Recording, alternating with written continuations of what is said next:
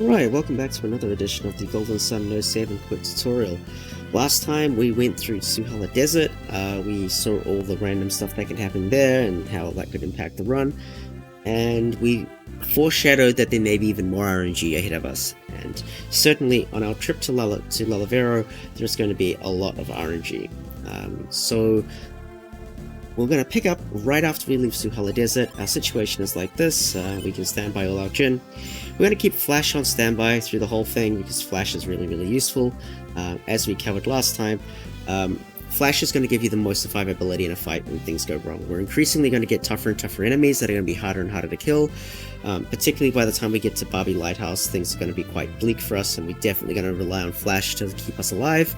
But you can also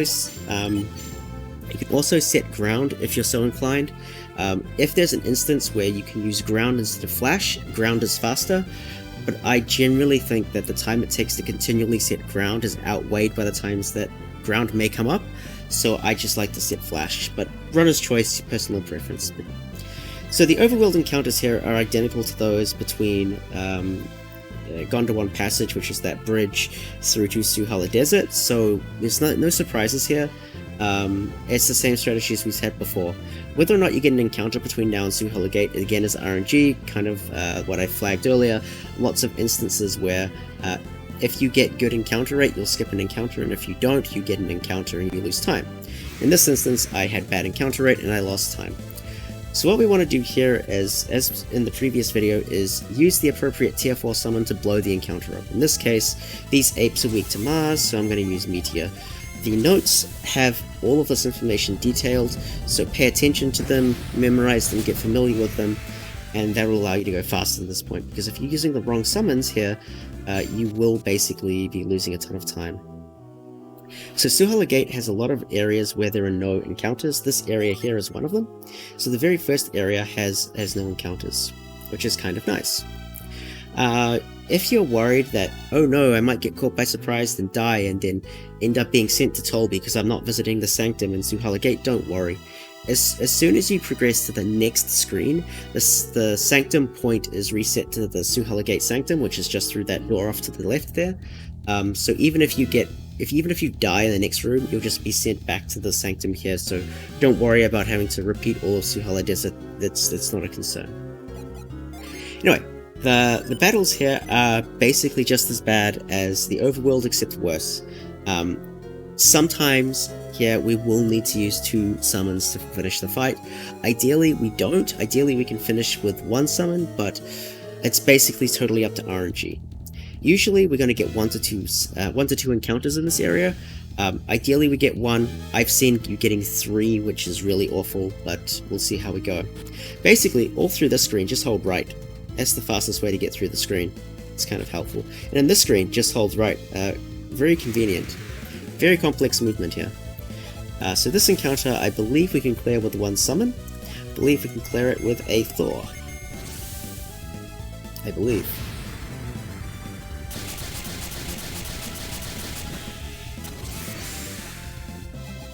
There we go, nice.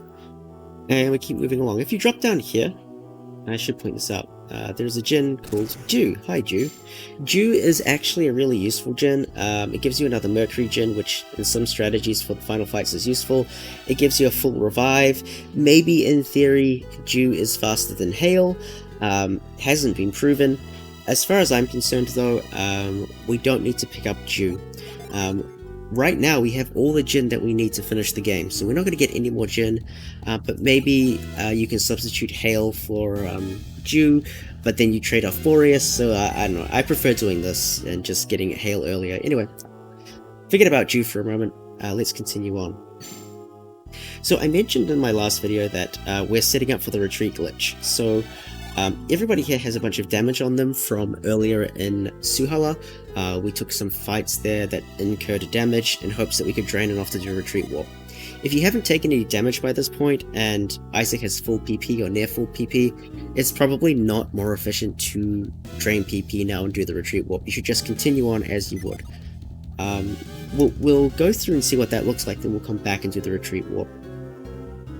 So if we go to this next screen here, you can see there's no encounters. So as soon as you get to the screen, there's no more encounters, and you can just happily walk on your way and continue through to Venus. That didn't take much time at all, so why on earth would we waste all this time doing the retreat glitch? Well, notice here how my encounter says 12. Recall that when we get to 16, we get another encounter. If I go this way, I get to 14. So basically the idea is that with some seeds, you will actually skip an encounter by doing the retreat warp. And if you're able to successfully skip that encounter, then this is obviously going to be faster. I don't think the odds are super good for that. I forget the math. I've got it written down in a spreadsheet somewhere. But between this and the next retreat warp, which is later on in Babi Lighthouse, I prefer doing this because I think it gives you the best possibility to skip encounters.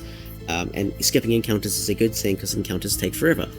But it's runner's choice. It is entirely comprehensible that you can get a fantastic time by not doing either of these retreat warps, and the advantage may be super negligible. As you can see, this is 12 versus 14. It's not a big difference, so it's kind of all up to you here.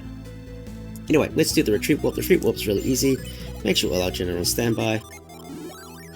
4 cure wells is 28, so we're actually in perfect position. We need to make sure that we hotkey retreat, use retreat, walk through the door, and we end up here. So again, the main advantage of that is potentially skipping an encounter, so worth pointing that out. Right, so instead of heading straight into Venus Lighthouse, what we're going to do is we're actually going to exit through the right side first. We do that so that when we use retreat at the end of the dungeon, we get returned back to the right side, which minimizes the amount of steps that we have to take. Okay, so there's this fun thing in Venus Lighthouse 1 called reveal walking. This is the only time in either GS1 or GS2 that this actually works, which is kind of bizarre, but it does. So notice how I'm walking around and getting encounters. That's fantastic, right? That's pretty normal. That's what we expect. Watch what happens when I use reveal. The encounter rate doesn't go up. So you can actually get through all of Venus 1 without taking an encounter, simply by keeping reveal up the entire dungeon. And that is called reveal walking. So it's kind of up to you where and when you take encounters or keep reveal up or not. Generally speaking, I try to use reveal for most of a room. I say that meaning that if it's going to take 2.5 reveals, I'll just do 2 reveals and then eat the rest of the time. But that's kind of it. As long as you don't move that carry stone, by the way, you skip a cutscene, which is kind of nice. And here we go. So what we want here is we want to get the blue path. So that's reveal walking, and Venus 1 is an incredibly simple dungeon because of it. Be safe. If you do get an encounter, the encounters are really slow. Just use flash, dump your tier 4s onto them, and it will be fine. When we get to Babi Lighthouse, we see a little bit more of what we do with these encounters, but yeah, you shouldn't get an encounter here, basically.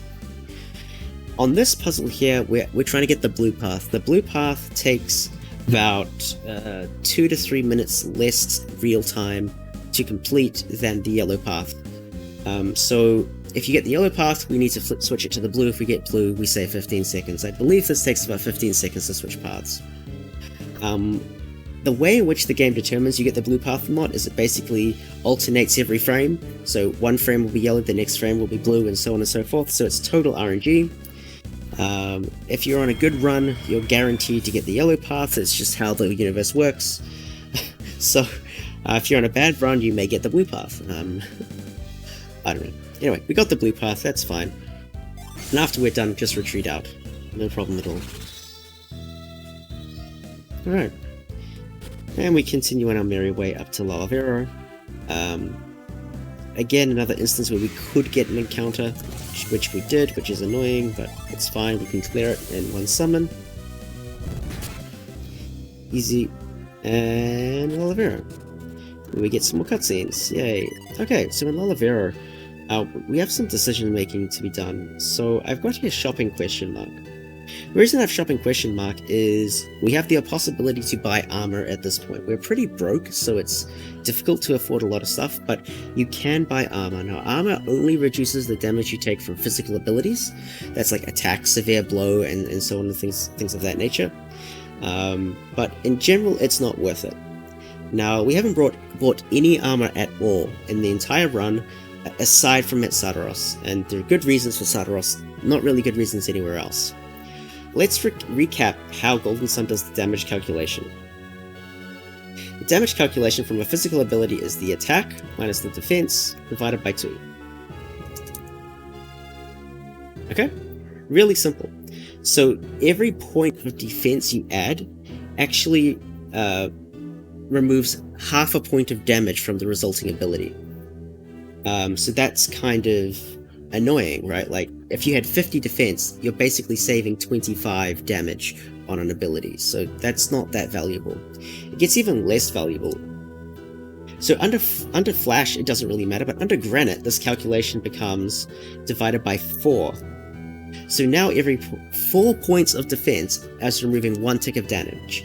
With the strategy that we're going to do on Fusion Dragon and Sadaros Minati, we're either going to have Granite up or Flash up at any given moment. So purchasing an armor worth like 40 armor is reducing 10 damage, which is actually nothing. So we elect not to buy any. So it's pretty straightforward. If you look at the math even further, you see that Fusion Dragon has like 439-ish attack, like it's kind of high. Maybe I'm exaggerating, but I think it's that high. And the most armor we could possibly get is maybe 100. So once you divide that all by 4, that's like 300 divided by 4, which is around 70 damage. Like, I'm sorry, but 70 or 80 damage is not much difference between them. So long story short, we don't worry about buying armor here. What we do consider buying is in the store here. In here, there is an added Water of Life. If for some reason we've used one of our Waters of Life, we can pop in here and grab an extra one. There are some other instances where we can pick up Waters of Life as well. If we visit the shop in Tolby, we can pick up a Water of Life. If we visit the shop in Suhalla, we can pick up a Water of Life. So it's kind of up to you as to what you want your safety level to be. I'm pretty okay with the 3 that we pick up already, but you could also get this one if you wanted it, or if you've used a bunch, like if you've used all 3 because you've had a really terrible run and you just want some added safety, just jump on in here and grab it. Maybe you're doing a marathon, you should know that this Water of Life exists. Alright, fantastic. So, we're not going to do any shopping. Your choice, you can if you want, but we're not going to. That's Torch, we're going to skip Torch because we don't need him. Alright, so the road to Babi Lighthouse, fantastic. Right, so this area is actually quite scary. The encounters are starting to really get quite strong. Some of them will take 2 tier 4 summons to die. Hopefully we only have to use 1 tier 4, but at this point in the game we can't really guarantee anything. So if you've been preparing the retreat glitch, then we are now in a position to use the retreat glitch and skip this room, basically. This room here, we get to skip to straight here, so if you're not doing it, we just continue on like this, that's not a problem. If you are doing the retreat glitch,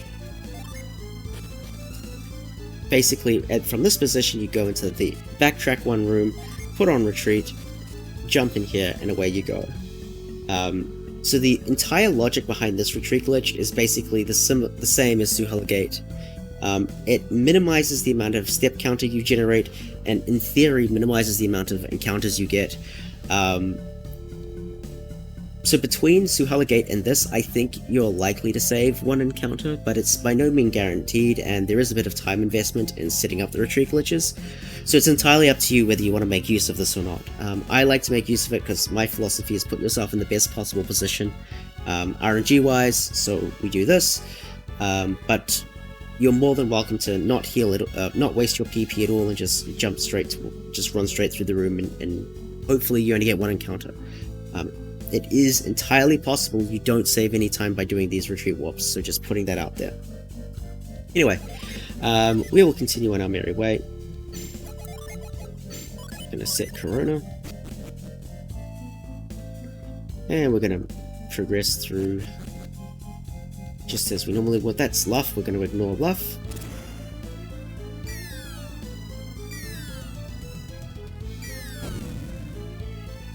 And here's our encounter. So this is what I mean by these encounters start to get very mean. It is not possible for us to clear this fight in one tier 4 summon, simply because there's 4 of them. If there was only 3, there'd be a chance, but I don't believe there is. So these skeletons are weak to Venus, so I want to make sure I'm using Judgment to kill as many of them as possible, and then I need to finish off the last ones. So the last ones are going to be these will-o-wisps on the side here, so I'm going to use Procne on them. I'm going to use Judgment on these guys, because I know Judgment's going to take out the Skull Warriors, and I'm hoping I've got enough damage to kill the remaining guys with Procne. Generally, you need to use 2 tier 4s to do this, but I know the will-o-wisps have a little bit less HP than most enemies, so I'm feeling tier 4 and tier 3 will get away with it. Wow, that guy didn't die. What a beast. And of course I used Flash, because if you don't use Flash, you're basically going to die. It's going to be really tempting in these fights to not use Flash. I promise you it will. Unless you know for a fact you're going to kill the enemies, let's say it's a single enemy, you know Judgment or Meteor is going to kill the enemy, then you can get away without using Flash. Otherwise, just put Flash on. We have no armor, we're going to take tons of damage from everything, just be safe. I promise you, you will not regret ever using Flash. You will 100% regret skipping Flash, because the one time you skip it, your party's going to get wrecked. Anyway, we can continue on. There's a whole bunch more cutscenes, yada yada yada. You can use Reveal from that little empty spot there actually, kind of a nice little trick. So even immediately after the cutscene ends, you can cast Reveal and interact with the switch, which is kind of nice. This has me nervous. We'll set Flash. I should point something out here. You can do a quick cutscene skip here, so if you run straight up, the door's going to close. However, if you hug the edge, you skip the trigger area, and you can skip a tiny cutscene, which is kind of nice. And look at that, we made it to the end with only 1 encounter, that's nice. There we go, now we're in Tunnel Ruins. I think at this point we'll call this video a bit of another short one, but these end bits of the game really fly by, they're super fast. From here on out, we have to get through Tunnel Ruins, Venus 2, and then we can dive into the final fights. Tunnel Ruins and Venus 2 are very similar, very difficult fights, lots of danger, and you're basically hoping we don't get caught by surprise or the run could end. So we'll pick that up next time, but as always, if this was helpful or you have some feedback, leave a comment. Maybe we can do another video to explain some concepts or whatever, but yeah, thank you for watching and we'll see you in the next one.